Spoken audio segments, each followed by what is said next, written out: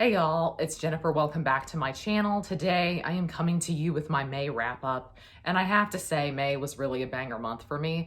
I thoroughly enjoyed, I think, the majority of what I read, and I feel like the majority of what I read on my Kindle, so this was a pretty Kindle heavy month for me, but I went to the beach this month, so I was able to read so much. I think I read basically a book a day for the amount of time that I was gone. So I feel great about that. I'm still currently in the middle of a couple of things, so I'm just gonna wait and wrap them up next month. So let's go on and get into my wrap up. The first book that I read in May is The Serpent and the Wings of Night by Carissa Broadbent. I did not like this. I did not care for this at all. This is how I started the month out. And, you know, I think I personally had a lot of issues with the way this book was compared to A Court of Thorns and Roses by Sarah J. Maas. I guess I understand why the comparison was there. This is a book that is about vampires. They have wings, so I can definitely see the comparison to ACOTAR there. But they also have like a competition element going on in this story that very much reminded me kind of the end of A Court of Thorns and Roses, the first book. So nominally, I see why the comparison is there. I get it. But I don't know. It just does a disservice to a book, in my opinion, to compare it to anything that Sarah J. Maas has written, because Sarah J. Maas is one of my favorite authors. And I think when I hear something compared to her, I assume I'm going to get the level of engagement and obsession maybe with the characters out of it. I really think Sarah J. Maas does very well in terms of building character. And to me, that was the fatal flaw of this book. I had no handle on the main characters whatsoever. This was written in first person, and yet I felt like I did not know our main character at all. In fact, this far removed from it, I can't even remember her name. This is a fantasy romance. I kind of think it's a disservice to call it that, because in many ways this just read like a straightforward fantasy to me that had a romantic element in it. So I don't necessarily see it as truly a fantasy romance. To me, a fantasy romance would be a book that is just about the couple, but there was so much going on in this that had nothing to do with the build to their relationship. But I do think the build to their relationship was very organic, and I think it made sense for those characters in the moment. So, I mean, I feel like it was well written. It just didn't do anything at all for me personally, which is a shame. I also read Atalanta by Jennifer Saint, and I dedicated an entire reading vlog to this because this wound up being one of my most anticipated releases of the year. And so I was really, really pumped about this. Atalanta is a Greek myth retelling that is focusing on the mythological figure of Atalanta, who is most famous for running a foot race for her marriage and also for joining the voyage of the Argo with Jason and the Argonauts and Medea and all that. I did have some issues with this, and a lot of them I think were just due to the fact that we were really enclosed in on Atalanta's perspective. And so the book as a whole really was just looking at things through her eyes, and it was really covering her life in its entirety. And so it covered a really large time span, and it also wanted to cover a lot of different really important events in Greek mythology. So it got to the point that I kind of felt like certain important events did not really get the attention that I thought they deserved. And so this one I did wind up giving 4 stars. I really, really enjoyed it. I like the way Jennifer Saint writes. I feel like there's something very cozy and atmospheric about her writing, and I just am a sucker for a Greek myth retelling, what can I say? So I really enjoyed this. I don't think it's her best, but I am interested to see what else comes from her if she's gonna stick in the realm of Greek myth retellings. Then we have The Anglo-Saxons by Marc Morris, which is a nonfiction book about the Anglo-Saxons in Britain. And it covers basically the entire Anglo-Saxon period from the fall of Rome in the 400s up to 1066 in the Norman Conquest. This was phenomenal. This was fantastic. He has kind of a gimmick with this book in that every chapter focuses on a very specific theme for that time period. And it sometimes also will focus in on a specific person. And I think that was really brilliant. I think it was a great way to get a bunch of information very quickly, and it made you contextualize that information because you had someone's eyes to see it through. And so I personally just thought this was really wonderful. If you know nothing about the Anglo-Saxons, I think you could pick up this book and you could really enjoy it. But if you're very familiar with the Anglo-Saxons like me, I think you're also going to get a lot out of this. I think he covered a lot that was relatively new, but he made old information, tried and true information. He made that seem really interesting as well. So I thoroughly enjoyed this. I think I rated it 4 stars. I felt like he gave a lot of attention to that earlier Anglo-Saxon period where you might think objectively they don't have as much information. We're having to rely almost entirely on archaeology for that period. He had so much to say about kind of the dark 6th century. And then there in the 10th century, kind of bridging the gap between Alfred the Great, his children, and 1066 thereabouts, he really had to cover so much in such a short amount of time. And I really wondered why he didn't give that time period more space to breathe. But that's basically my only complaint. Moving on to books that I read at the beach. My first beach read was Yellowface by R.F. Kuang. What a banger this was. I rated this 4 stars. I thoroughly enjoyed it. This is a satire of the publishing industry that is about a white author stealing her Chinese American friend's manuscript after she dies. And then she just continues to dig the hole deeper and deeper and deeper. And it's a very uncomfortable read. And one thing I'll say about it, and I think I mentioned this in my beach reading vlog, something that I have to wonder about this book is just how popular it's going to be with the more general reading audience, people who don't consume a lot of book content. I felt like a lot of this book was just designed for people who were in the know in publishing, other authors, and people who are in book spaces, book content creators. I think are going to get a lot out of this. Because to me, that was a lot of the conversation. No one in this book is technically a good person. And I think that's really interesting because it really allowed me anyway to feel like I got kind of a behind the curtain look at the publishing industry. And something that the main character talked about a lot is just how frustrated she was with her initial publications and how she didn't feel like they got the backing of the publisher. Now, they probably weren't good given what we know of this main character, but as soon as she stole that manuscript and started saying, hey, this is my new work, and people thought it could be something, she was suddenly getting all the marketing in the world. And so there was kind of an underlying discussion, especially in the early part of the book, that is just about how often publishing chooses which books will become the best sellers and what they're going to put their money behind, what they're going to put their marketing behind, who they're going to help out. A lot of the book is about kind of the diversity question, own voices in publishing. And that was also a really interesting discussion, is how people feel in competition with other authors and they think that a diverse author will get picked above certain other authors when that's not necessarily true. Your publishing company or your agent specifically may say, well, we already have one Chinese book this season and we don't need another one. And so that's what has always been my perspective of the publishing industry, that I think we see only a glimpse. And I think this book did it in such an interesting way. Though it was a satire, I feel like it had a lot of serious things to say about the publishing industry. It was genuinely hilarious as well. Honestly, the book was crazy from start to finish.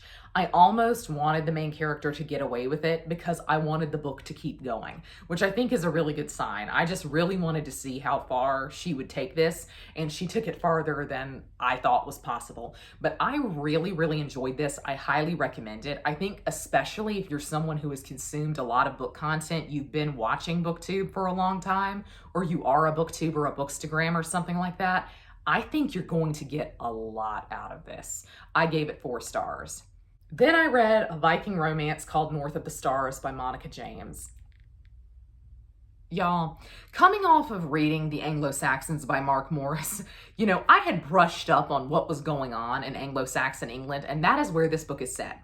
So this book follows a girl who is the Princess of Northumbria. That is not a title they would have used, but that's okay. And it is set around the time that Egbert is on the throne of Wessex. So this is pre-Alfred the Great. This is clearly a book that has been written by someone who was also obsessed with History Channel's Vikings. Me too, girl. So it's a vibe. I have to respect it. But our main character is betrothed to marry Aethelwulf, who is the son of King Egbert. He's going to be the king of Wessex one day. And when she is a child, her father brings back a whole bunch of prisoners from a battle that he's won. One of them is Scarth, who is our main character. We love him. I do really love him. And so he's a Viking. And through a roundabout way, Scarth winds up working with them and training the prince and all of this stuff. Again, probably not a title they would have used. They would have said an Etheling, but I don't mind that. Modernizing the terminology and the phrasing of how they would have set up their political structure is fine by me, because she did a lot of research on this. She knew all about the Wittens. She knew how they elected new kings. She knew who ealdormen were and how they supported the kings and stuff like that. I thought the book was very well researched. But the fact that it went so far off the rails, the first 20% I was obsessed with this. I could tell that it was going to get kind of dark, but I really was not prepared for what was going to happen. I had to sit there 30% of the way through and watch her, our main character, essentially be passed around multiple people in the Wessex court. I had to read that with my own two eyes. Two of the people were Aethelwulf and Egbert. Egbert, who was 60 or 70 years old at this point. I had to put the book down when I read that scene. I just had to shut my Kindle and I had to walk away. I really had to have a palate cleanser after that. Because from then on, the book was all about essay. It was about specifically, truly outright violence against the main female character. At one point, she says that somebody broke her legs to prevent her from escaping.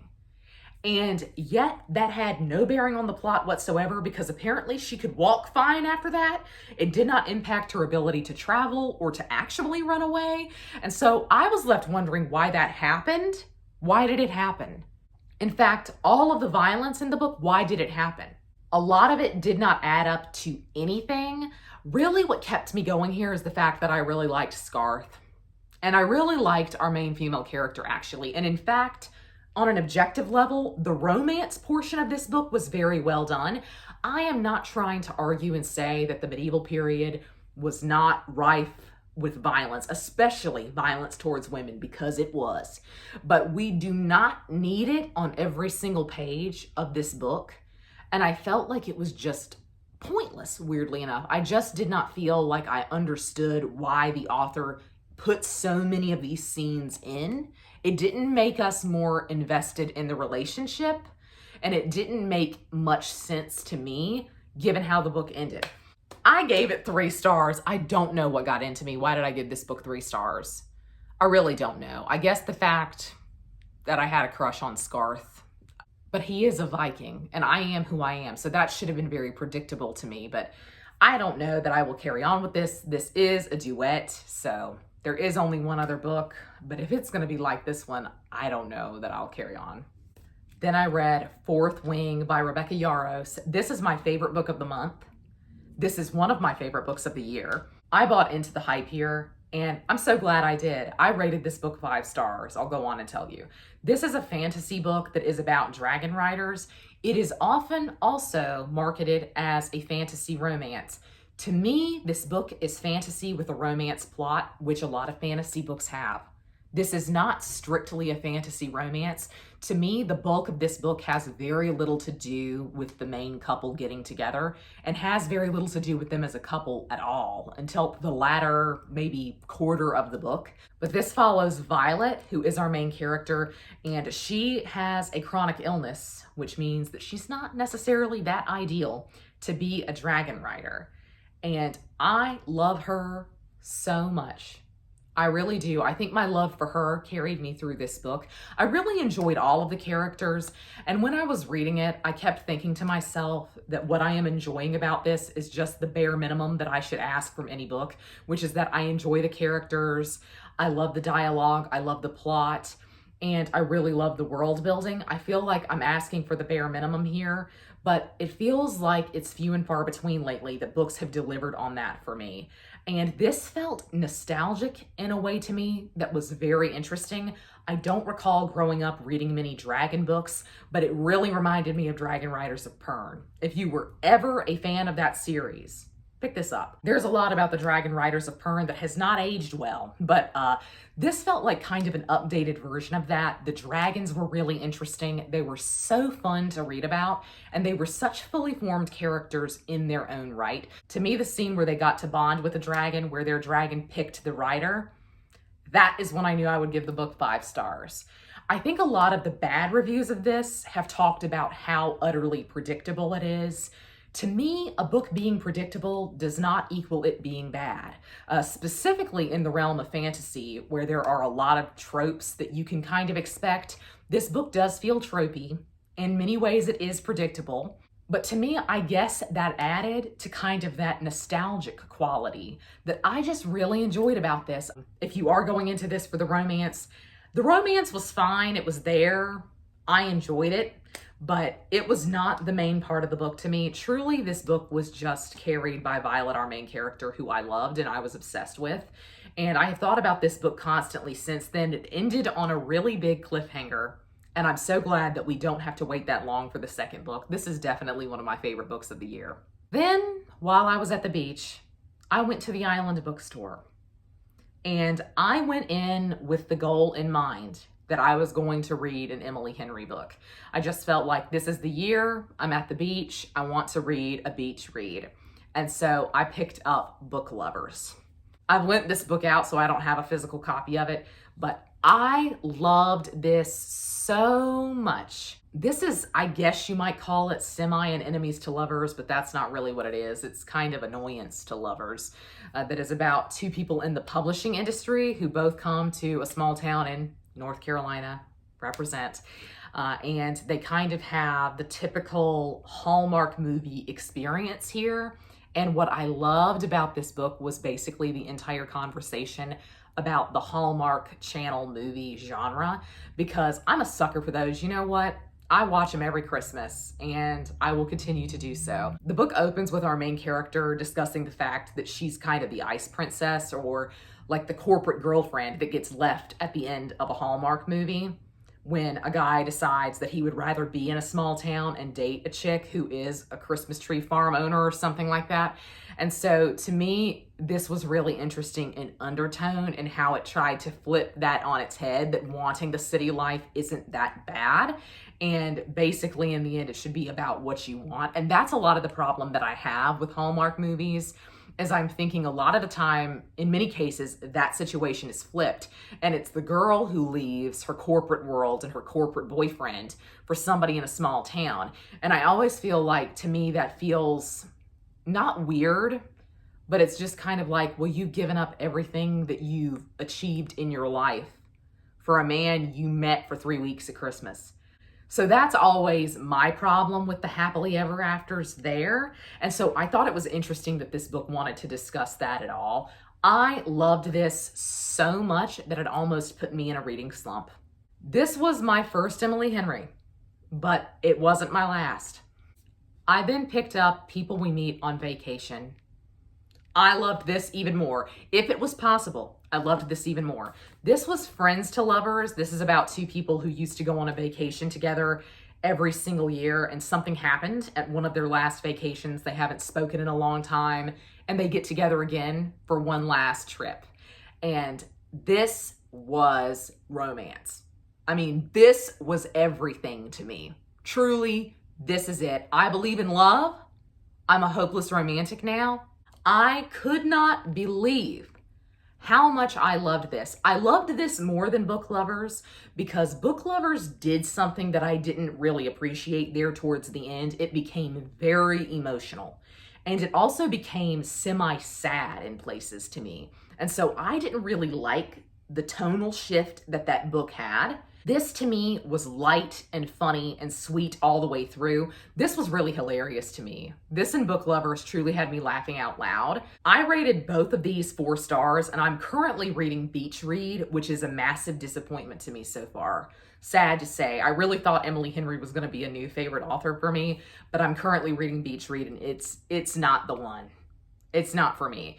And I think what is interesting about her books specifically that I have found so far is that to me, they almost don't read like truly a romance book because there's something very literary about them. And I looked up reviews of her after this. I've seen her talked about for years and years. I can't believe it's taken me this long to try her. But that's what I've seen, is that a lot of people who actually really love romance don't tend to like some of her books.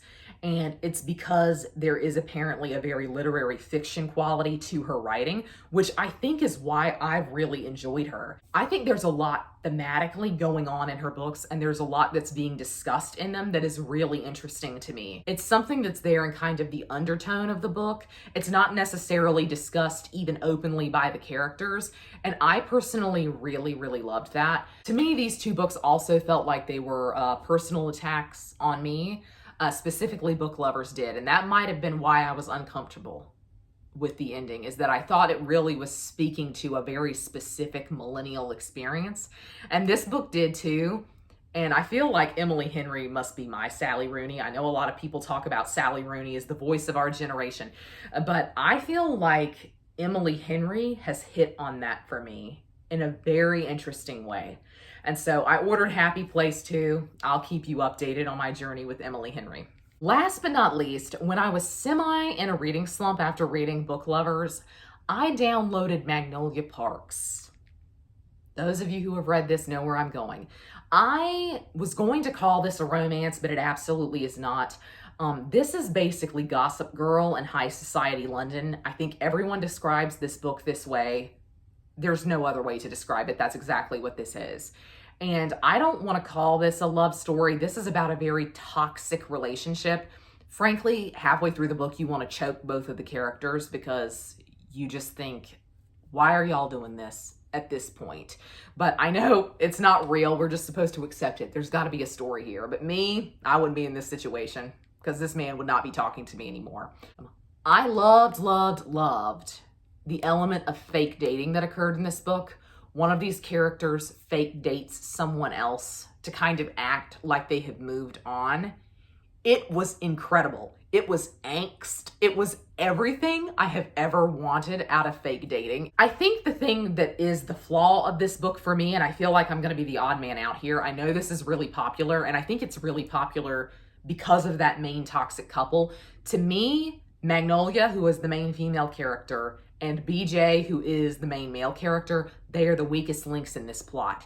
Their friend group is 10 times more interesting to me, and it might be because we had alternating chapters of BJ and Magnolia's perspectives, and I guess maybe I spent a little bit too much time in their heads.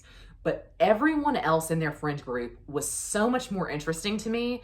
Specifically, I am obsessed with one guy in the friend group called Christian because he, I think, is the leader of like a gang or like a mob type thing. Predictable. I am who I am. The second book in the series is from a different perspective and is about an entirely different character. My hope was that the series was going to like move around the friend group, but I don't think that's what's going to happen. So I am interested to carry on. I think I'm going to carry on. This was really fun. This truly was the definition of a beach read to me because it felt like gossip. It really did. It felt like people were sitting down and telling you like, oh, have you heard this? Can you believe this is what's going down with them? I felt like I was back in high school in the best way possible. I rated this 4 stars. I will definitely carry on. To me, this wasn't the lightning strike moment that it appears to have been for a lot of people. I think a lot of people rate this as one of their favorite books of all time. I can kind of see why you would say that. I think the writing is truly spectacular, but it didn't hit for me that emotionally. I was really in it for the drama, and it certainly provided that. So those were all of the books that I read in the month of May. I'm currently in the middle of 3 other books. SOS. I would love to know down below if you have read any of these. I would love to know what you read in the month of May, but that's going to be all from me today. I hope you're all having a great week. Happy reading. Goodbye.